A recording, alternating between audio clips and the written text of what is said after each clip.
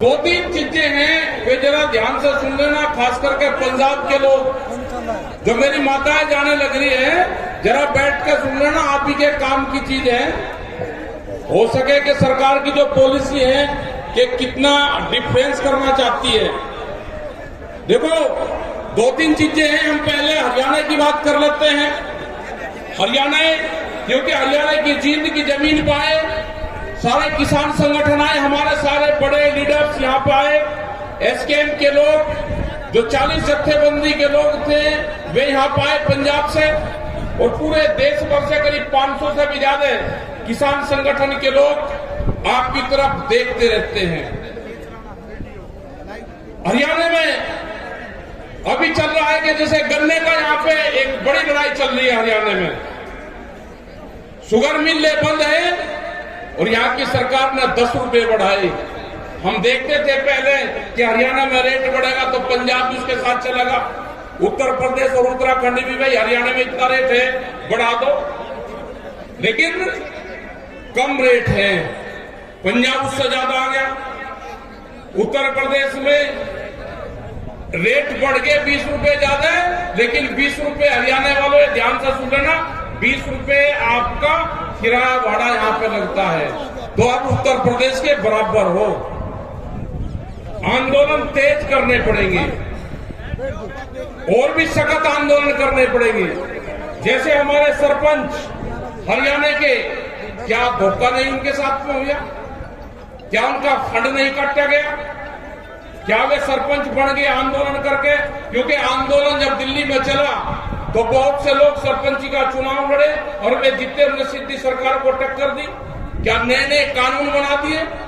क्या ये देश कहता है, इस तरह का संविधान बाबा भीमराव अंबेडकर ने बनाया कि आप पक्षपात करोगे? ये सरकार धोखेबाज है, ये पक्षपात करती है। और एक कानून बना दिया सरपंचों का कि जो वहां का विधायक होगा, एमएलए होगा, उससे लिखवा कर जाना पड़ेगा। लिखवा के जाओगे भाई, उसके खिलाफ तो वोट मांगी, अब उसके वहां पर जाएगा जी मेरा 2 लाख का ये रास्ता बनेगा, इसमें आप साइन कर दो। तो आदमी जब वो कहते नहीं कि खावर आंख लो जावे, फिर उसको वोट मांगा हो, तो ये मकड़जाल इनका है। अभी भारत सरकार क्या करना चाहती है वो भी जरा गौर से सुन लो भाई, सुन लो, आप भी सुनो। स्टेज के वाले भी तो उनको अलग अलग बैठाओ, अलग अलग बैठा दो, एक बस दूरी रखो, नहीं तो फिर बात करोगे। देखो, अभी 4-5 चीजों पे वे काम कर रहे हैं, आप लोग ध्यान से सुन लेना। पहला काम उनका एजेंडा है हिंदू और सिख को लड़ाना, ये उनका एजेंडा तय हो चुका है। आप अगर उनके एजेंडे में फंस गए तो वे कामयाब होंगे, इसका मतलब आप उनके चक्रव्यूह में फंस गए। ये उनका पहला एजेंडा है कि इसको हिंदू और जो सिख है इसको आपस में तोड़ा कैसे जाए, इससे बचना है बिल्कुल। दूसरा है कि खाप पंचायत, ये खास करके खाप पंचायत हरियाणा और पश्चिम उत्तर प्रदेश में है। खाप पंचायतों को वो पूरा टारगेट बना रहे हैं कि एक खाप पंचायतों को दूसरे खाप पंचायत से कैसे लड़ा जाए, ये उनका एजेंडे में शामिल हो चुका है। तो खाप पंचायत वाले एक दूसरे के खिलाफ जाना ही नहीं, क्योंकि ये बीजेपी का एजेंडा है। तीसरा, वे जातीयगत किसान संगठन बनवाएंगे, अलग अलग जाति के अलग अलग किसान संगठन बनवाएंगे, जिस पर वे शुरुआत कर भी रहे हैं।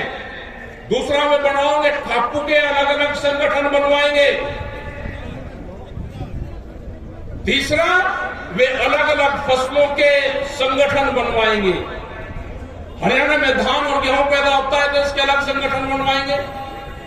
पंजाब में धान और गेहूं ज्यादा पैदा होता है, कुछ गन्ना, उसके अलग अलग संगठन बनवाएंगे। ये सरकारी किसान संगठन देश में बनेंगे। वे सरकार के खिलाफ कुछ नहीं कर देंगे, वे एसकेएम के खिलाफ बोल लेंगे। उनसे घबराने की जरूरत नहीं। हम तो जो उनका बाप दिल्ली में बैठा, ये किसान मोर्चा तो उनसे नहीं डरा। तुम्हारी औकात नहीं है कि ये बन जाएगा, क्योंकि जो वे चाल चलेंगे हम उसको चाल का पहले पता है हमको। हमको पता है उस चाल का, जो ये चाल चलने वाले हैं। आज भी ये जो जींद में मीटिंग हुई, इसका कारण भी यही था कि जींद और हरियाणा एक क्रांतिकारी क्षेत्र है पूरा, और ये एक बीच में पड़ता है। इसमें उत्तर प्रदेश के लोग भी आए, इसमें पंजाब और हरियाणा, दिल्ली, उत्तराखंड, कई स्टेट के लोग इसमें यहां पे आए और आकर देखा, क्योंकि हरियाणा और जींद को लोग देखना चाहते थे। ये वैचारिक क्रांति है, और कोई बीजेपी के लोग ये मत समझे कि हम जहां पर उनकी सरकार है वही उन्हीं के खिलाफ है ना। जो भी सरकार है, जिस भी पार्टी की होगी, अगर किसानों के खिलाफ फैसला लेगी तो हम वहीं पे ही जाएंगे। लाठीचार्ज बिहार में हुआ, हमारे पास में एक ही दिन का टाइम था, 17 तारीख। हमने 15 तारीख को एक वीडियो डाल दी। हमें नहीं पता कि कौन से गांव में लाठीचार्ज हुआ, लेकिन वहां के लोगों ने करीब 10,000 की भीड़ एक ही दिन में इकट्ठा करी, और आज वहां पर ट्रैक्टर मार्च निकल रहे हैं। ये जो ट्रैक्टर क्रांति है, ये जो ट्रैक्टर मार्च है, ये निकल रहे हैं, आज पूरे देश में निकल रहे।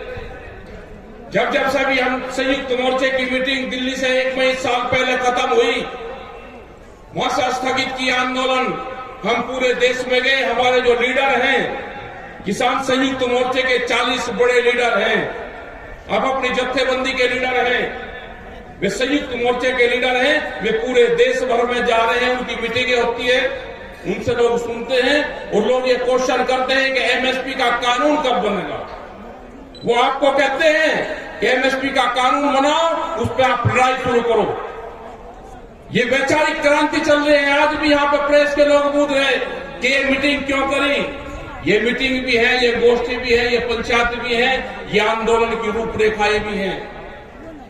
दिल्ली का जब मीटिंग होगी, 1 मार्च में मीटिंग यहाँ पे शायद तय करी, अभी उसकी डेट 15 से 22 के बीच में रखी।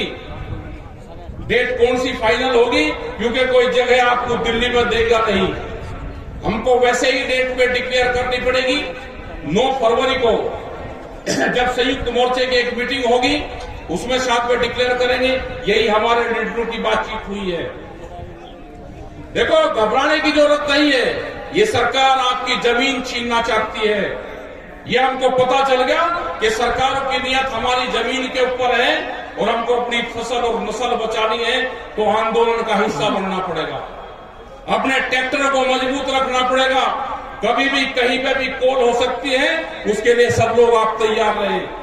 जैसे आज 26 जनवरी, ये धोखे का दिन है। आज हम लोग खुशी मना रहे, दिल्ली में अपने 10 साल पुराने ट्रैक्टर दिल्ली की सड़कों पर चला रहे, और भारत सरकार जाल साजिशें रच रही, जाल बुन रही थी फंसाने का किसान के लिए। 27 तारीख, 28 तारीख, 26 तारीख, की जो 3 तारीख होगी, 26, 27 और 28 आने वाले टाइम पे, जैसे गुरु गोविंद सिंह के जब बच्चे शहीद हुए, तो उनका जो धाड़ा मनाया जाता है वो 1 महीने का होता है। ये किसान आंदोलन का धाड़ा शुरू होगा। हम भी अभी तो 1 दिन रहेंगे वहां पे, 2 दिन चलेगा, 28 तारीख से आंदोलन चलेगा हमारा भी। हम भी झोपड़ी में रहेंगे, जैसे दिल्ली में किसान आंदोलन में रहे, ऐसे ही हम 28 तारीख से अपने जिले की समस्याओं को लेकर रहेंगे। लेकिन आने वाले टाइम पे संयुक्त मोर्चे से हम अपील करेंगे कि 26 तारीख ट्रैक्टर मार्च निकालने के बाद में 26 तारीख को रात को ही हम अपने डेरे और झोपड़ियां जमावे, 27 में रहे, 28 में रहे, और 29 तारीख को अपने जिले में, अपने गांव में पंचायत करके उसका फिर समापन करें। ये 4 दिन का आंदोलन का धाड़ा जरूर बनना चाहिए।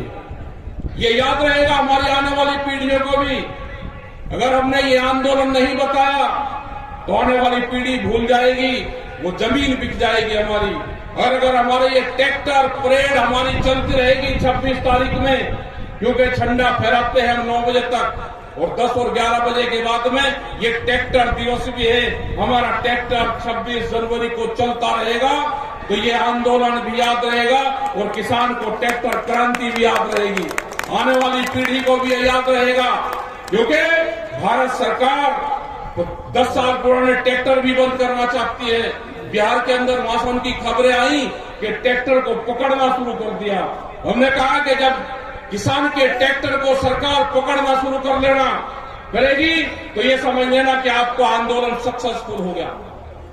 ये बहुत सी जगह लड़ाई हमको लड़नी पड़ेगी, राजस्थान में लड़नी पड़ेगी, हमारा छत्तीसगढ़ में आंदोलन चल रहा, वहां के भी लोग यहाँ पे आए हैं, नया रायपुर वहां पर पड़ना, वहां पे किसी बीजेपी की सरकार नहीं है। तो सरकारें ये समझ ले कि हम किसी पार्टी से बंधे हुए नहीं है, हम किसान से बंधे हुए हैं। जहां पे भी किसान की समस्या आएगी हम वहां पर जाएंगे, संयुक्त मोर्चा आपके बीच में खड़ा पाएगा। यहाँ की भी लड़ाई हम लड़ेंगे और पूरे देश की लड़ेंगे। आपने बात को सुना, शांति से सुना, आपका धन्यवाद। जय हिंद, जय भारत।